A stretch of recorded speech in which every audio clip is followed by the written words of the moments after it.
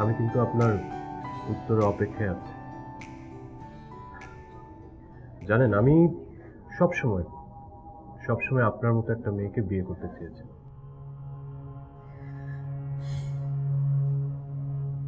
দেখুন, আমি আপনাকে আগেও বলেছি, এখনো বলছি, আমি বিয়ে করতে পারবো না। বিয়ে সবার জন্য না। But why?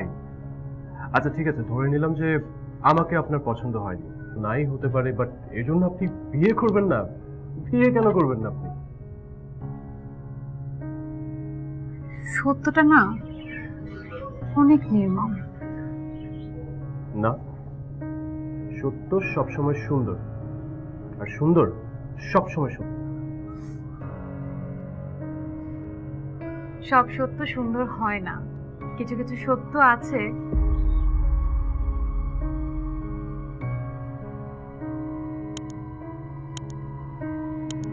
অসহ্য, খুব অসহ্য। Oh my God.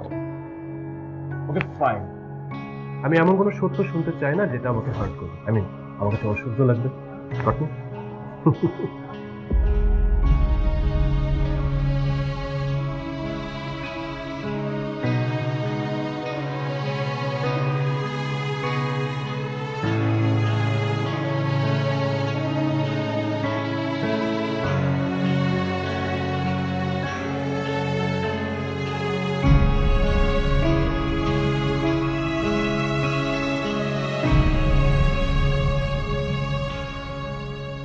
আচ্ছা, অভি কি তোমাকে নক করেই যাচ্ছে?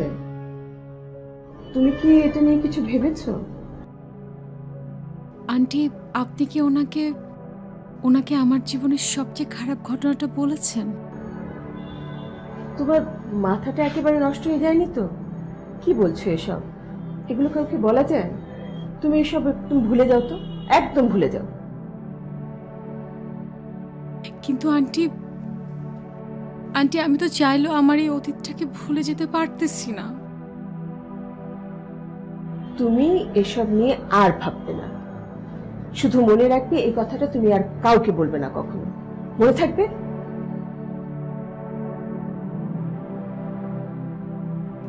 দেখেন নন্দিনী, কখনো কখনো ইগনোরেন্স ইজ ব্লিস।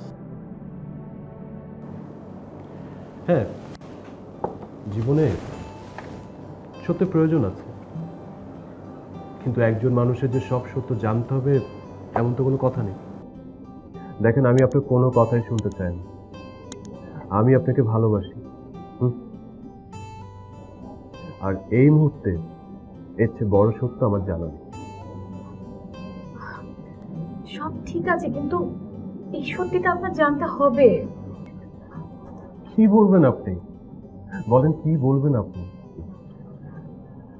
আপনি দরিদ্র, আপনার বাসায় পঙ্গু ভাই আছে, আপনার মা অসুস্থ, এই তো? না না না, এসব কিছু না। আমি বলতে চাচ্ছি যে, শুনেন, আপনাকে কিছুই বলতে হবে না, আর আমি কোনো কিছুই শুনবো না।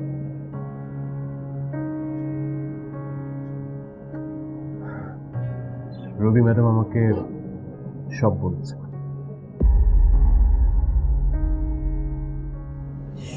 সব বলেছে? হ্যাঁ, সব বলেছে।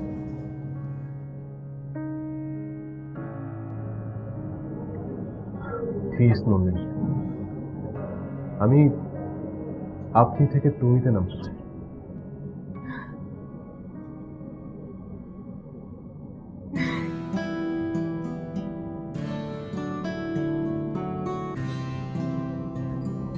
তোমার হাতটা দিবে?